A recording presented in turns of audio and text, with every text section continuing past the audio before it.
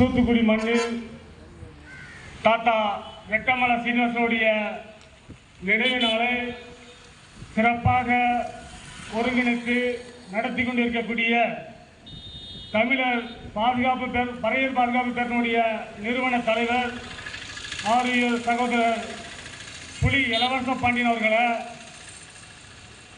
இந்த விழாவுக்கு சிறப்பு அழைப்பாளராக தாத்தாவுக்கு வீர வணக்கம் செலுத்த வருகின்றிருக்கக்கூடிய தூத்துக்குடி மத்திய மாவட்ட செயலாளர் அண்ணன் ஆட்டோ கணேசன் அவர்களை,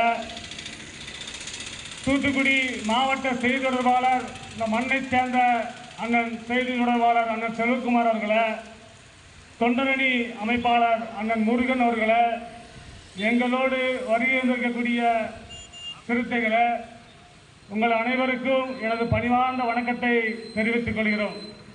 தாத்தா ரெட்டமலை சீனிவாசனார் அவர்கள் இந்த சமூகத்துக்காக அந்த காலத்திலிருந்து மிகப்பெரிய போராடி கொண்டிருந்திருக்கிறார். புரட்சியாளர் அம்பேத்கர் அவர்களுக்கும் தாத்தா ரெட்டமலை சீனிவாசன் அவர்களுக்கும் கிட்டத்தட்ட 30 வயசுகள் மூத்தவராக தாத்தா அன்றைக்கே களத்தில் நின்று இந்த பறையர் சமூகத்துக்காக, தாழ்த்தப்பட்ட ஒடுக்கப்பட்ட சமூகத்துக்காக அன்றைக்கே பாடுபட்டு கொண்டிருக்கிறார். பாலியல் என்ற நாடுகளை இன்றைக்கு கொஞ்சம் பணங்காசு இருந்தால் அவன் சாதியை சொல்ல அஞ்சுகிறான்.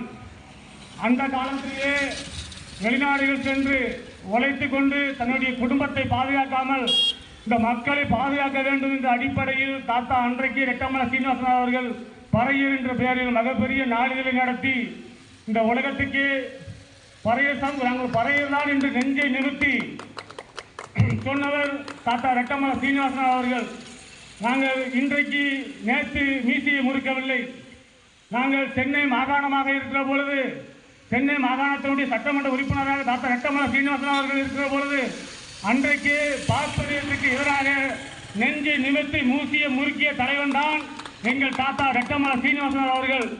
அப்படியாப்பட்ட தலைவர்களுக்கு விடுதலை சிறுத்தையிலும் சரி, இன்றைக்கு பறையர் பாதுகாப்பு பேரனுடைய தலைவர் அன்புக்குரிய நண்பர் புலி இளவரச பாண்டியன் அவர்களும் தொடர்ந்து தாத்தாவுடைய பிறந்தநாளாக இருந்தாலும் சரி, தாத்தாவுடைய